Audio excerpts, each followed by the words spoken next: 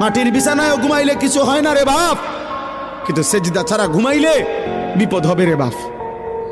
আপনার ছেলে যদি মাটির বিছানায় ঘুমাইতো অসুবিধা হতো না, যদি ফজরের নামাজ পড়তো। আর লাখ টাকার যদি পালঙ্কেও ঘুমায় অথচ ফজরের নামাজ পড়ে নাই, তো বিপদ হবে আপনারও, আপনার ছেলেরও, মেয়েরও, স্ত্রীরও।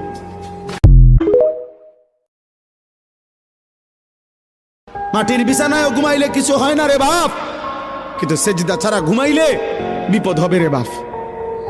আপনার ছেলে যদি মাটির বিছানায় ঘুমাইতো অসুবিধা হতো না, যদি ফজরের নামাজ পড়তো।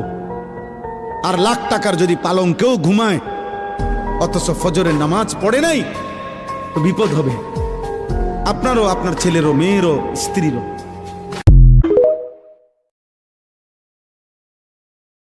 মাটির বিছানায় ঘুমাইলে কিছু হয় না রে বাপ, কিন্তু সেজদা ছাড়া ঘুমাইলে বিপদ হবে রে বাপ।